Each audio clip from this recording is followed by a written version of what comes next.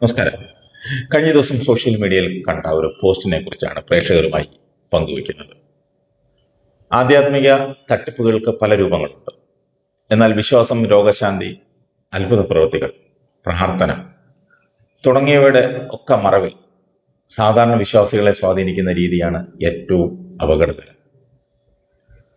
നമ്മുടെ ചുറ്റും ഈ രീതിയിൽ വിശ്വാസികളെ പറഞ്ഞ് പ്രലോഭിപ്പിച്ച് ഒരുതരം മാനസിക പിരിമുറുക്കമുണ്ടാക്കി അവരുടെ വിശ്വാസം മുതലെടുത്ത് പണമുണ്ടാക്കി ആഡംബര ജീവിതം നയിക്കുന്ന ഒട്ടേറെ പേര് നമുക്ക് ചുറ്റുമുണ്ട്. അത് ഒന്നും രണ്ടുമല്ല. ഒരു സുപ്രഭാതത്തിൽ അവരൊക്കെ അപ്പസ്തോലന്മാരും ആൾ ദൈവങ്ങളുമായി മാറുകയാണ്. ഈ കപടർ വളരാൻ കാരണം പാവം ജനമാണ്. ചാത്തൻ സേവ വരെ വിജയിക്കുന്ന ഈ നാട്ടിൽ ആരെയാണ് കുറ്റം പറയേണ്ടത്? ക്രിസ്തുവിൻ്റെ പേര് പറഞ്ഞാണ് ഈ തട്ടിപ്പ് മുഴുവൻ നടത്തുന്നത്. അവകാശികളില്ലാത്ത നിയമമായതിനാൽ അനേകരത് മുതലെടുക്കുന്നു. സിനിമാക്കാർ കഥം അടിച്ചുമാറ്റിയെന്ന് പറഞ്ഞ് കേസ് കൊടുത്ത് നഷ്ടപരിഹാരം മേടിച്ചവർ പോലും നമുക്കിടയിലുണ്ട്. എന്നാൽ ക്രിസ്തു നിയമത്തിന് കേസ് കൊടുക്കാൻ ആളില്ല. കാരണം ക്രിസ്തുവിൻ്റെ നിയമം സൗജന്യമാണ്. അതാർക്കും ദുരുപയോഗം ചെയ്യാം. അതാണ് ഇന്ന് കച്ചവടമാക്കിയിരിക്കുന്നത്. കോട്ടയം, തിരുവല്ല, കൊട്ടാരക്കര, അടൂർ, പത്തടിപ്പാലം തുടങ്ങിയ സ്ഥലങ്ങളിൽ നിന്നാണ് കൂടുതലും ബൈബിൾ വചന ബിസിനസ് നടത്തുന്നവർ വരുന്നത്. സ്വന്തം കോർപ്പറേറ്റ് ഓഫീസും സ്റ്റാഫും വരെ ഇവർക്കുണ്ട്. ദുർബല മനസ്കരായ യേശു ഭക്തന്മാരെ വചനം പറഞ്ഞ് പറ്റിച്ചിട്ട് അവരുടെ പണവും ആഭരണങ്ങളും എന്തിന് കെട്ടുതാലി വരെ ഊരി മേടിച്ചെടുക്കാൻ വല്ലാത്തൊരു മിടുക്കാണ് ഈ കൂട്ടർക്ക്.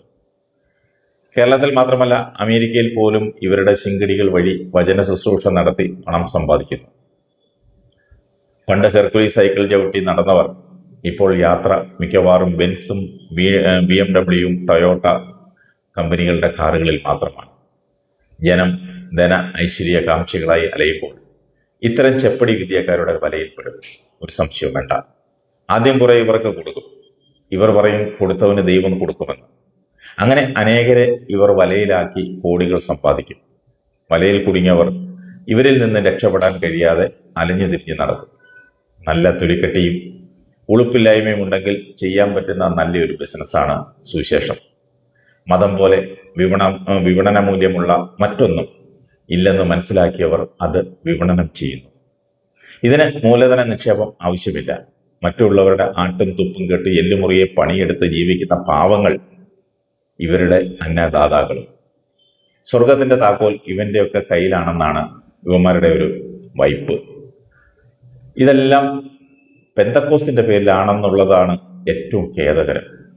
ഇക്കൂട്ടരിൽ പ്രധാനികളായ രണ്ടുപേരാണ് തങ്കനും കുട്ടിയും. കോട്ടയത്ത് തട്ടുകടയിൽ പൊറോട്ട അടിച്ചും വണ്ടി CC പിടിച്ചും നടന്നവനൊക്കെയാണ് ഈ ആത്മീയ വ്യാപാരികളായത്. അതും ഹോൾസെയിൽ വ്യാപാരികൾ. ഇവന്മാരുടെ ആഡംബര ജീവിതത്തിനായി പിരിവ് തുടരുന്നു. പാവപ്പെട്ടവർ അവരുടെ കെട്ടുതാലി വരെ ഇവർക്ക് കൊടുക്കുന്നു. ഇതിനിടയ്ക്ക് ഒരുത്തൻ്റെ മകൻ കുട്ടി നിക്കറുമിട്ട് പ്രത്യക്ഷപ്പെട്ടിരുന്നു.